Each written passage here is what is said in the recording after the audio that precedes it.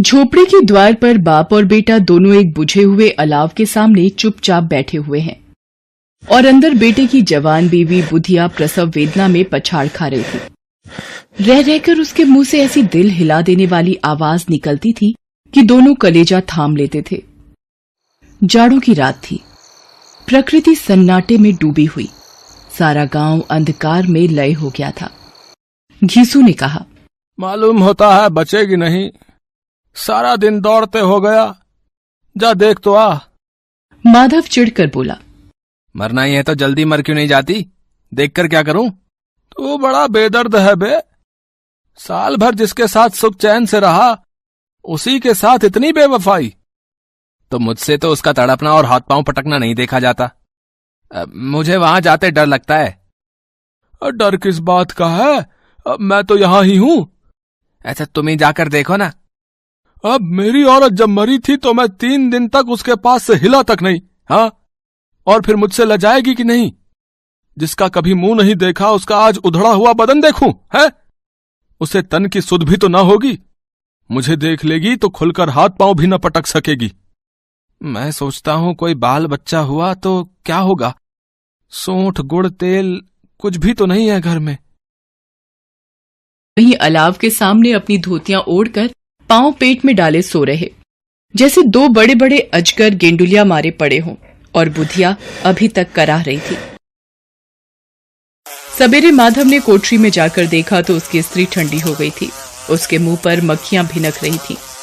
पथराई हुई आंखें ऊपर टंगी हुई थी। सारी देह धूल से लथपथ हो रही थी। उसके पेट में बच्चा मर गया था। माधव भागा हुआ घीसू के पास आया। फिर दोनों जोर जोर से हाय हाय करने लगे और छाती पीटने लगे। पड़ोस वालों ने ये रोना धोना सुना तो दौड़े हुए आए और पुरानी मर्यादा के अनुसार इन अभागों को समझाने लगे, मगर ज्यादा रोने पीटने का अवसर न था। कफन की और लकड़ी की फिक्र करनी थी। घर में तो पैसा इस तरह गायब था जैसे चील के घोंसले में मांस। बाप बेटे रोते हुए गांव के जमींदार के पास गए। वो इन दोनों की सूरत से नफरत करते थे। कई बार इन्हें अपने हाथों से पीट चुके थे। वादे पर काम पर ना आने के लिए पूछा, क्या है बे घिसुआ, रोता क्यों है? अब तो तू कहीं दिखलाई भी नहीं देता। मालूम होता है इस गांव में रहना नहीं चाहता।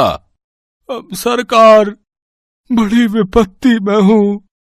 माधव की घरवाली रात को गुजर गई। रात भर तड़पती रही सरकार। हम दोनों उसके सिरहाने बैठे रहे।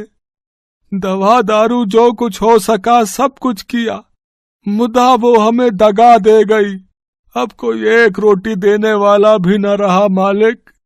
तबाह हो गए, घर उजड़ गया। आपका गुलाम हूं।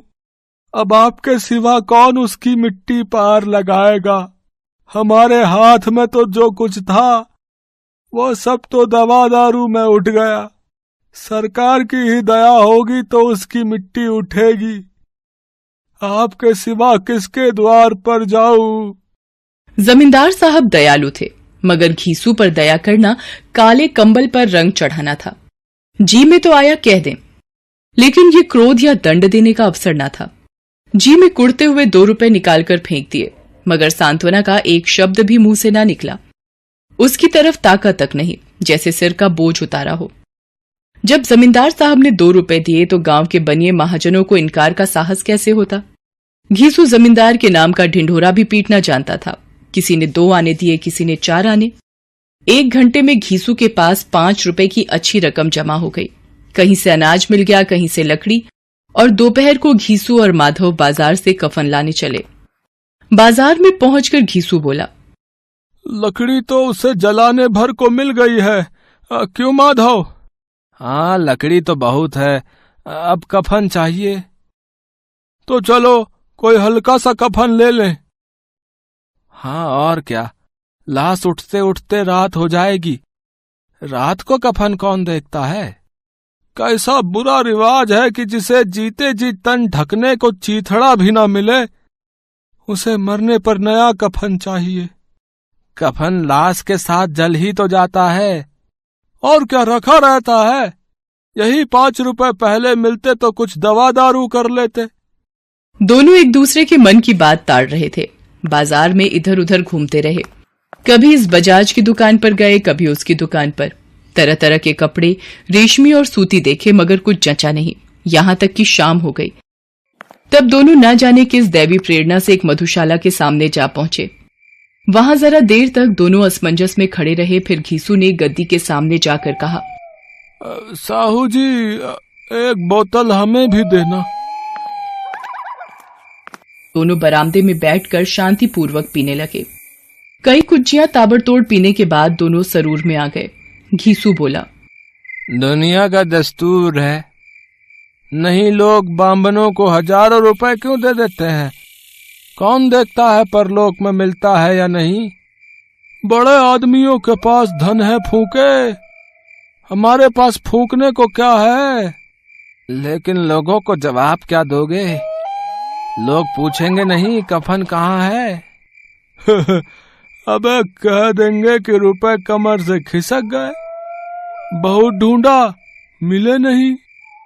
लोगों को विश्वास ना आएगा, लेकिन फिर वही रुपए देंगे। माधव आसमान की तरफ देखकर बोला, मानो देवताओं को अपनी निष्पापता का साक्षी बना रहा हो।